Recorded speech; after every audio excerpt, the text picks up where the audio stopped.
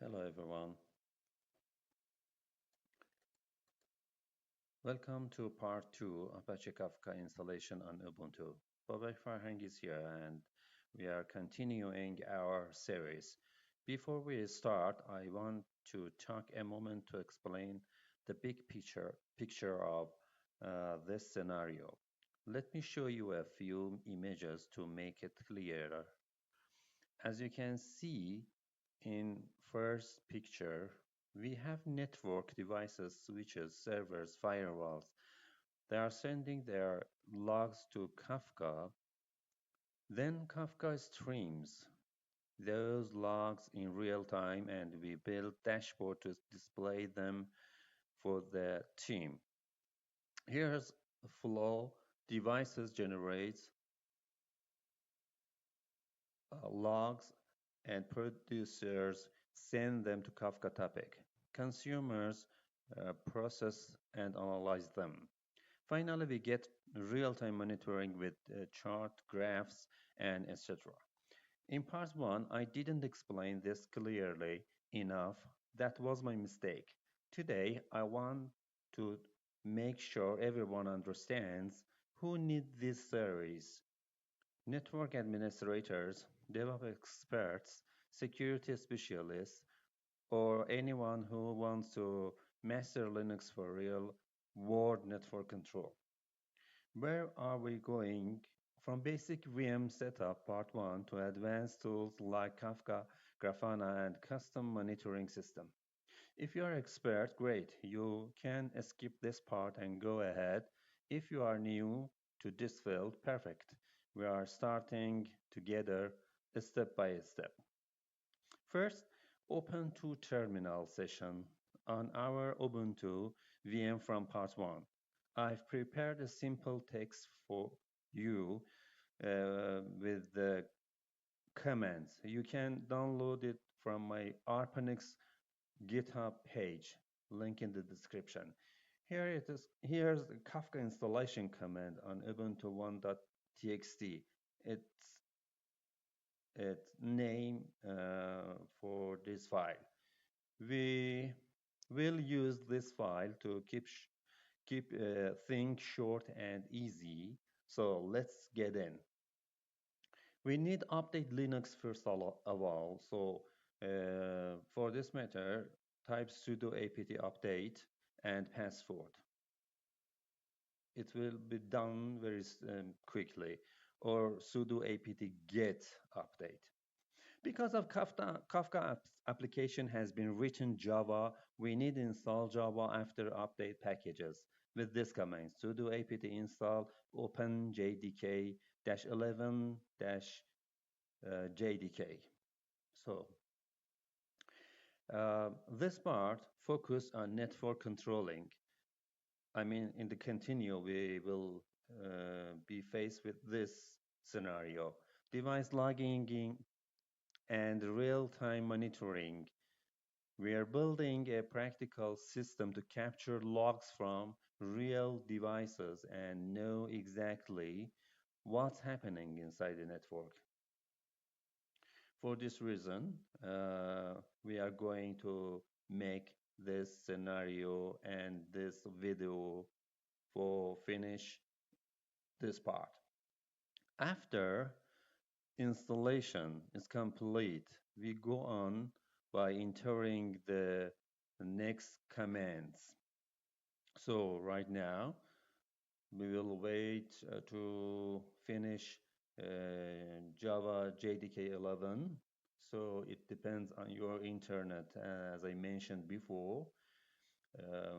Yeah, it will take some times to finish all component download from source and target URL. Then I suppose it's going to finish very quickly. Yeah, I suppose so. After that, we use the next command inside the text file that I have already prepared for you. Sudo add user Kafka. This is the command that we we'll go to use to create the user for using Kafka service. You will be able to give another name. It depends on you, but related and same name is much better, I guess.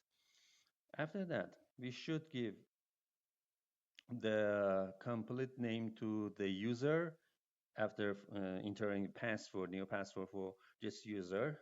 I did it by giving Kafka server, and you can leave the another one because it's not very important. And then after finishing, press yes to complete this part. So I mean the Y to finish this one. The next command is sudo add user Kafka sudo. We are going to create Kafka as a sudo as user. So then use the su-l Kafka for knowing about the authority that Kafka user has. After that, for our downloads, we are going to create by make directory tilde / resources. Then use the curl and the path inside the file. We can download the Kafka version. I'm using the 3.9.1 Kafka version. But notice about this matter. Check first the path and version. It could be changed as a new version in the future, or right now, I don't know exactly. Right now, it's maybe different from these packages. If it's changed, then you should change the download path and use the new version. It maybe take a moment.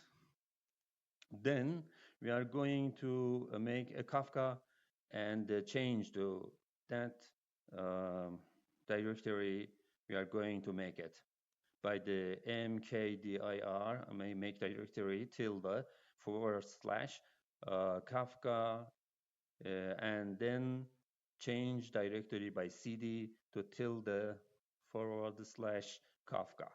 So by this, you go to inside the Kafka directory. Then use the tar unzip by using a tar -xvzf and tilde / resources / Kafka dot tjz --strip1. --strip1 actually delete the parent directory and unzip the tar unzip file into the current directory. So we go on and use the another one. Another one is the nano, and the path, the tilde, a Kafka configuration server properties.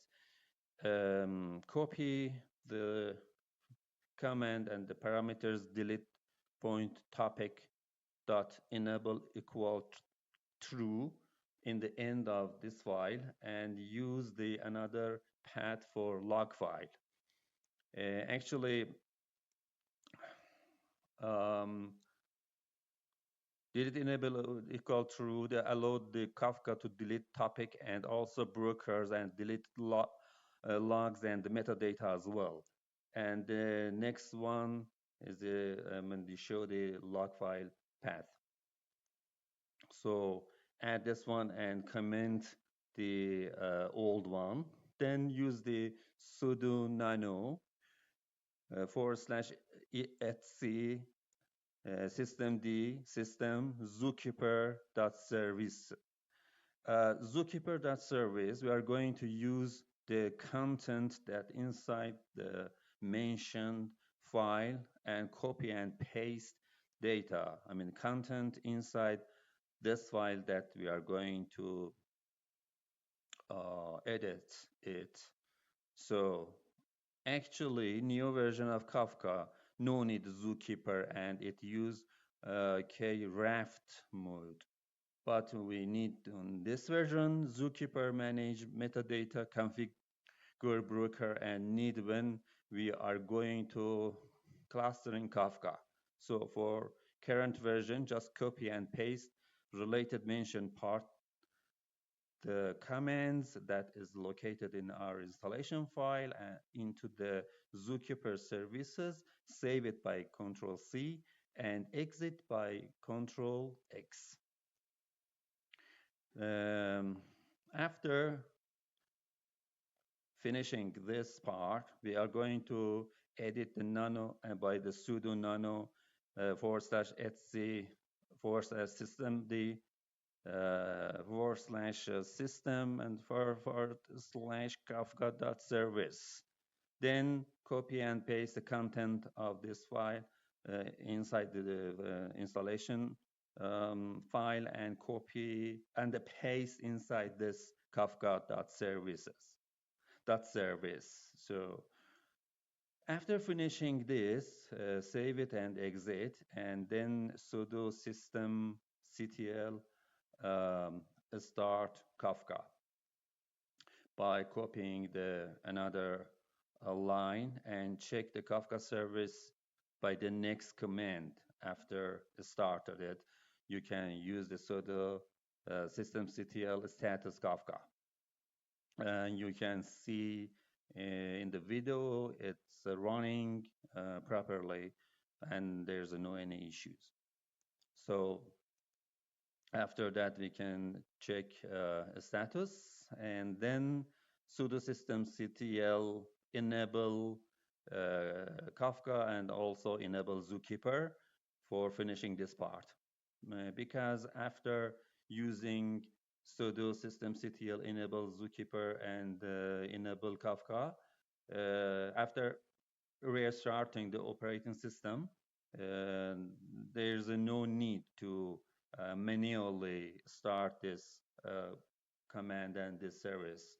It's automatically will be started actually. So yes, we can check it, the Kafka and zookeeper and enable it, and then using a status to see the disable change to enabled. So this is the end of this part.